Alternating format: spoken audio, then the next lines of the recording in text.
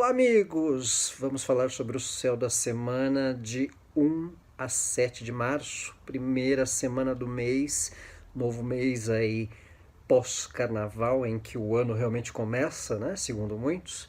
E começando com a lua crescente em Gêmeos na segunda-feira, dia 2, a fase crescente que é sempre bastante indicada para o andar das situações, né? Para o desenvolvimento das questões, para o andamento, a sequência daquilo que a gente iniciou ou programou, né? Nada melhor do que entrar um ano mais útil, digamos assim, agora pós-carnaval, com uma lua crescente, ou dando uma continuidade do que foi iniciado, digamos assim, né? E a lua crescente em Gêmeos, que envolve uma observação das informações, da, do conteúdo que a gente troca ou se certifica no trabalho, na própria mídia, né? Nas informações aí que de repente vêm sendo muito intensas nessas questões midiáticas do cotidiano, né? Como o Covid-19, o coronavírus, né? O presidente que falou e que não falou, jornalista isso, jornalista aquilo.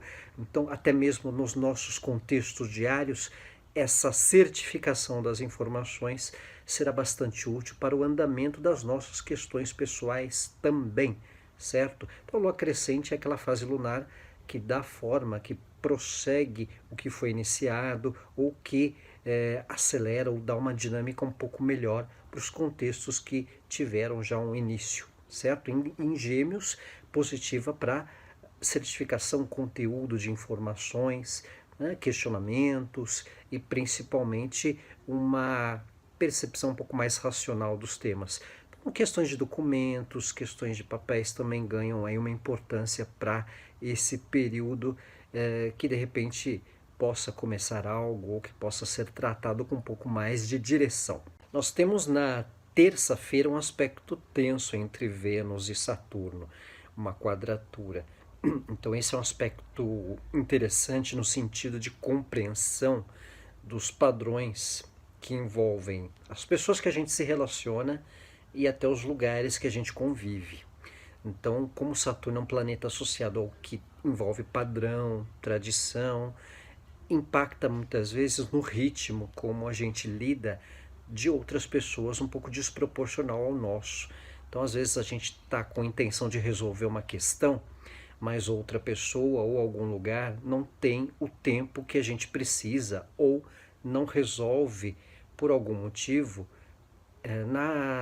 na sincronia que a gente precisa lidar com aquela questão. Às vezes a gente é acelerado, mais acelerado do que de repente um lugar, do que o nosso trabalho, do que uma repartição, às vezes algo que trava para resolver alguma questão material, por exemplo, né? Uma lentidão no sentido de resolver questões cotidianas ou mesmo em relacionamentos, pessoas e vínculos que têm um certo padrão, uma tradição, alguma questão convencional diferente da nossa e muitas vezes isso dá uma certa divergência para esclarecer questões. Então, Vênus e Saturno é um desafio em ponderar padrões que outras pessoas têm ou apegos ou até tradições que são seguidas por lugares ou por pessoas, né? Então isso envolve realmente uma condição que movimenta esse início de semana, especialmente com mais intensidade na terça-feira, no dia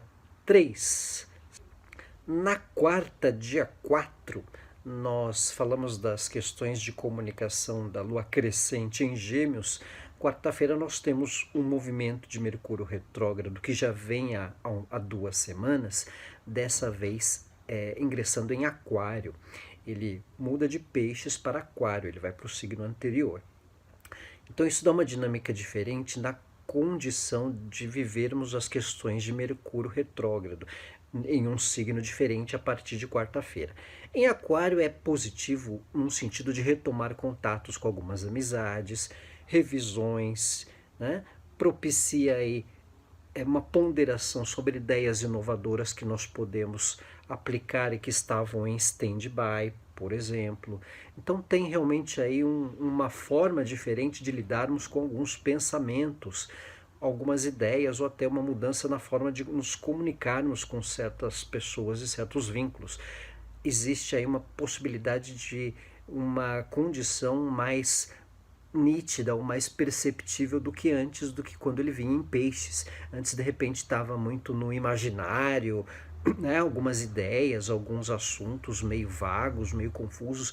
Com Mercúrio em Aquário, às vezes alguma informação antiga, alguma informação passada dá um certo start para que a gente caia a ficha de certas percepções, favorece alguns insights, por exemplo, para percebermos coisas antigas, e também é uma condição de Mercúrio num signo de ar, como ele também é regente de Gêmeos e de Virgem, mas por essa afinidade, digamos assim, com o elemento ar, ele estar em Aquário, possibilita uma percepção para a retomada de contatos e até de pessoas que podem contribuir numa condição de ideias que tirem a gente de um certo padrão, o que facilite algumas questões para andamento de temas.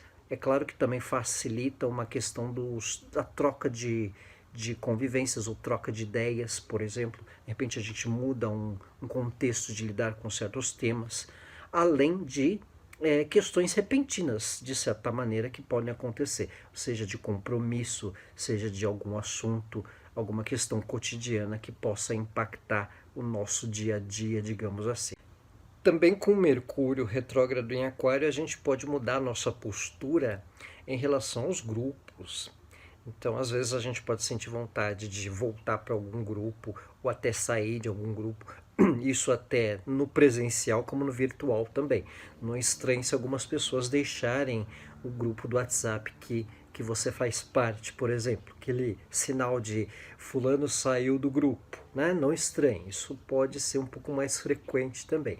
Outra questão é a nossa postura diante de convivências, ter uma certa mudança, a gente passar a considerar certas informações, e é um momento ainda de Mercúrio retrógrado até o dia 10 de março, que recomenda ainda tendências a revisões, ajustes, atenção com papéis, contratos, se puder ainda dar um tempo e prorrogar algumas questões para o dia 10 melhor, mas se não der, ok. Às vezes não tem como realmente, né, em função do movimento retrógrado de Mercúrio, às vezes no futuro cobrar algum ajuste do que a gente faz enquanto ele está retrógrado. Outra questão durante esta semana é o ingresso de Vênus em Touro. Vênus, um planeta associado a relacionamentos, um planeta associado à estética, né? Em Touro pode impactar numa condição diferente de nós lidarmos com assuntos materiais e financeiros também. Vênus em Touro passa a proporcionar uma dinâmica nova na condução de algumas questões materiais e também nas tratativas de assuntos financeiros. Pode impactar na forma de lidarmos com alimentação também, ou irmos em algum café diferente, algum ambiente diferente que envolva a nossa alimentação, ou né, os lugares que envolvam os nossos prazeres, por exemplo, certo? Vênus em Touro, Touro é um signo associado aos prazeres físicos também, assim como Vênus. Então, está no signo que ele rege, isso possibilita aí um ritmo diferente na condução de certos prazeres e certos lazeres também. Vênus em Touro também envolve às vezes uma lentidão para a gente perceber ou para a gente lidar com alguns temas envolvendo relacionamentos, algumas questões um pouco mais fixas de algumas pessoas que não abrem mão de certas conduções, de certas tratativas, né? É um fator que às vezes pode nos fazer deparar com algumas questões meio 880 num sentido de relacionamento. Um fator aí de mais consistência, de um pouco mais de praticidade para tratar questões de relacionamentos e vínculos com quem nós somos mais próximos. Um Vênus em Touro também favorece quem lida com estética, com artes, né? Com bens, um fator de um pouco mais cuidado com aquilo que a gente tem, ou até com os nossos valores de modo geral, né? Não só valores materiais, mas a importância do que é útil e o que nos dá mais felicidade, muito mais propriamente do que traga um certo ganho. Vênus em Touro também pode servir como uma reflexão de que aquilo que a gente ganha nos faz feliz, né? Aquilo que a gente ganha nos dá prazer. Então a gente pode fazer uma ponderação do custo-benefício daquilo que a gente tem como resultado e ganho diante de trabalho, diante de alguma negociação, por exemplo, certo? Vênus em Touro também é um fator impactante para as questões de estética, de artes, então pode deixar nítida uma percepção de eventos, assuntos ligados aos temas de arte ou de estética, né?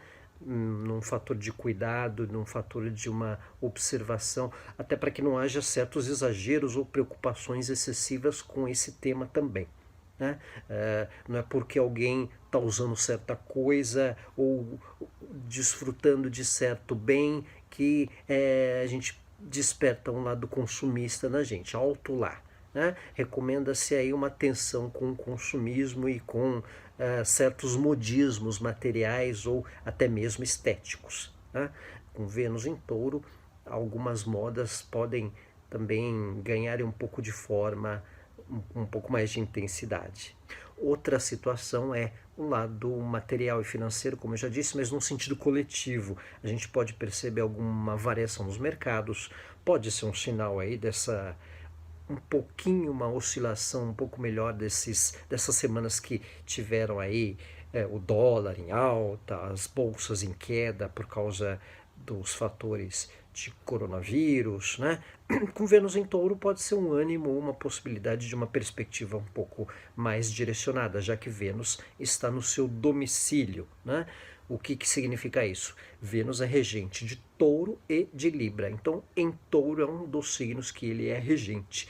Então, Vênus em Touro, em domicílio, também é um facilitador para algumas questões financeiras e materiais de forma um pouco mais nítida e prática para algumas tratativas também, certo? Então, pessoal, esse é o Sol da Semana de 1 a 7 de março, primeira semana aí do mês. Quero agradecer a atenção de todos. Um abraço.